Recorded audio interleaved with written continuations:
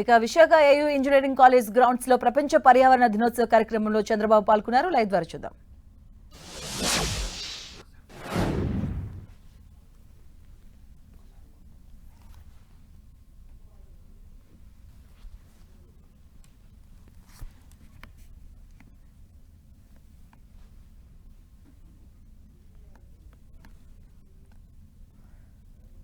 విశాఖలో సీఎం చంద్రబాబు పర్యటిస్తున్నారు.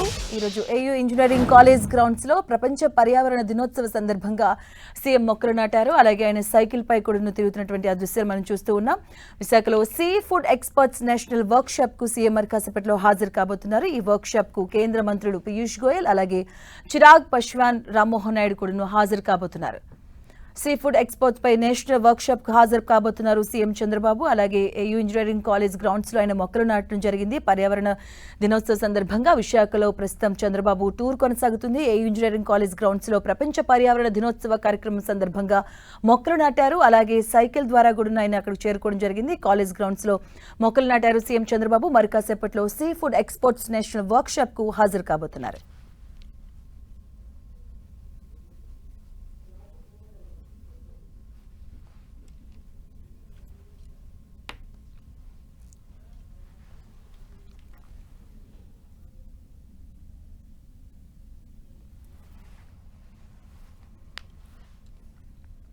విశాఖలో సీఎం చంద్రబాబు పర్యటిస్తున్నారు. ఈ రోజు ఏయూ ఇంజనీరింగ్ కాలేజ్ గ్రౌండ్స్ లో ప్రపంచ పర్యావరణ దినోత్సవ సందర్భంగా ఆయన అక్కడ మొక్కలు నాటడం జరిగింది. అలాగే ఆయన సైకిల్ ద్వారా మరి కాసేపట్లో సీ ఫుడ్ ఎక్స్పోర్ట్స్ కి సంబంధించినటువంటి నేషనల్ వర్క్ షాప్ కు ఈ రోజు సీఎం హాజరు కాబోతున్నారు. అలాగే సీఎంతో పాటుగా కేంద్ర మంత్రులు పీయూష్ గోయల్, చిరాగ్ పాస్వాన్ అలాగే రామ్మోహన్ నాయుడు కూడా హాజరు కాబోతున్నారు. మరి కాసేపట్లో విశాఖలో సీఎం చంద్రబాబు టూర్ కొనసాగుతూ ఉంది. సైకిల్ తొక్కుతూ ముందు కదులుతున్నారు సీఎం చంద్రబాబు. మనం స్క్రీన్ మీద చూడొచ్చు. ఏయూ ఇంజనీరింగ్ కాలేజ్ గ్రౌండ్స్ లో ప్రపంచ పర్యావరణ దినోత్సవ సందర్భంగా అక్కడ మొక్కలు నాటడం జరిగింది. ఏయూ కాలేజ్ గ్రౌండ్స్ కి సంబంధించి కూడా ఆయన మొక్కలు నాటారు. ప్రస్తుతం మరి కాసేపట్లో sea food exports national work shop కి ఆయన హాజరవుతారు.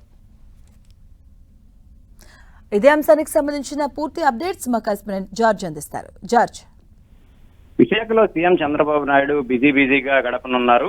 ఈ రోజు పర్యావరణ పరిరక్షణ దినోత్సవంలో భాగంగా విశాఖ చేరుకున్న సీఎం చంద్రబాబు మొక్కలు నాటే కార్యక్రమం అయితే చేపట్టారు. ఏయూలో ఆయన మొక్కలు నాటారు. ఈ జీరో నెట్ హెల్త్ క్యాంపెయిన్ లో భాగంగా ఈ మొక్కలు నాటిన అనంతరం ఆయన నోవాటెల్ కు సైకిల్ మీద బయలుదేరారు. సైకిల్ తో పాటు ఇటు ఎవరైతే అధికారులు, ఎమ్మెల్యేలు సైతం కూడా సీఎం చంద్రబాబు నాయుడుతో పాటు బయలుదేరి వెళ్తూ ఉన్న పరిస్థితిని అయితే మనం స్పష్టంగా చూసుకోవచ్చు.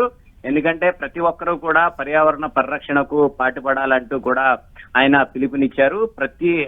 రాష్ట్రంలో ప్రతి ఒక్కరూ కూడా, ఎందుకంటే ఈ పర్యావరణాన్ని పరిరక్షించడం కారణంగానే మనము భావితరానికి ఒక మంచి వాతావరణాన్ని ఇవ్వచ్చు అంటూ కూడా ఆయన పిలుపునివ్వడం జరిగింది. ప్రతి ఒక్కరు కూడా పర్యావరణ దినోత్సవం సందర్భంగా ప్రతి ఒక్కరు కూడా సైకిల్ వినియోగించాలని చంద్రబాబు నాయుడు పిలుపునిచ్చారు. అంతేకాకుండా విశాఖపట్నంలో జరిగే కార్యక్రమంలో సైతం కూడా ఆయన స్వయంగా ఈ సైకిల్ మీద ప్రస్తుతానికి ఆయన ప్రయాణిస్తూ ఉన్నారు. పర్యావరణ హితమైన సైకిల్ వాడడాన్ని ప్రోత్సహించేందుకు సీఎం చంద్రబాబు ఈ నిర్ణయం తీసుకున్నారు. ప్రజలు, పార్టీ నేతలతో పాటు ప్రభుత్వంలో పనిచేసే వారంతా ప్రతి శుక్రవారం సైకిల్ పై ప్రయాణించి పర్యావరణ పరిరక్షణకు సంకల్పం తీసుకోవాలని సీఎం చంద్రబాబు స్పష్టం చేయడం జరిగింది. అయితే ఈ రోజు జూన్ 5వ తేదీ కావడం, పర్యావరణ దినోత్సవం సందర్భంగా ఈ రోజే దానికి శ్రీకారం చుట్టారు. మొత్తం మీద చూసుకున్నట్లయితే గనక భూమి, మన ఇల్లు, ప్రకృతి, మన జీవనాధారం పరిరక్షించుకోవడం మన బాధ్యత. అలాగే సహజ వనరులు కాపాడుకోవాలంటూ గాలి, నీరు, నేలను కలుషితం కాకుండా అందరూ కృషి చేద్దాం. పచ్చదనం పెంపు, ఇంధన వనరులు పొదుపు వినియోగించడం వంటి అవసరం. అందులో భాగంగా పర్యావరణ సందర్భంగా ఈ సైకిళ్లు ప్రయాణిద్దామంటూ కూడా ఆయన పిలుపునిచ్చారు. ప్రతి ఒక్కరూ కూడా ఒక మొక్కను నాటుదాం, ఈ కార్యక్రమాన్ని ప్రజల్లోకి తీసుకువెళ్దాం, పరిరక్షణ సందేశాన్ని ప్రజల్లోకి తీసుకువెళ్లి ప్రతి ఒక్కరూ కూడా ఒక మొక్కను నాటినట్లయితే కనుక పర్యావరణం అంతా కూడా బాగుంటుంది. ఈ నేపథ్యంలోనే మొత్తం మీద ఈ పర్యావరణ పరిరక్షణ కార్యక్రమం ఏవైతే ఉంటాయో వీటిని మనం ప్రోత్సహించడం వల్ల భావితరాలకు, ఇప్పటికే చూసుకున్నట్లయితే కనుక దాదాపుగా అంటే రాష్ట్రంలో చూసుకున్నట్లయితే కనుక 48 నుంచి 49 వరకు ఉష్ణోగ్రతలు అనేవి నమోదయ్యాయి. ఈ వేసవి కాలంలో చూసుకున్నట్లయితే కనుక అత్యధిక ఉష్ణోగ్రతలు అనేవి మనం నమోదయ్యడం చూసాము. ఈ నేపథ్యంలోనే ఆ ఎండల నుంచి ఉపశమనం పొందాలన్నా గానీ మనం ఖచ్చితంగా ఈ మొక్కలు నాటే కార్యక్రమాన్ని అయితే చేపట్టాలంటూ కూడా సీఎం చంద్రబాబు ఇప్పటికే ఆయన చెప్పడం జరిగింది. పర్యావరణ పరిరక్షణ సందేశాన్ని ప్రజల్లోకి తీసుకెళ్లేందుకు ఆయనే స్వయంగా ఈ సైకిల్ మీద ఈ విశాఖలోని ఏయూ గ్రౌండ్స్ నుంచి నోవాటెల్ వరకు వెళ్తూ ఉన్నారు. ఆ తర్వాత నోవాటెల్లో ఆయన ఈ సముద్ర ఉత్పత్తులు ఏవైతే ఉన్నాయో ఎగుమతులకు సంబంధించి వాటి మీద ఈ రోజు జాతీయ సదస్సులో అయితే పాల్గొనున్నారు.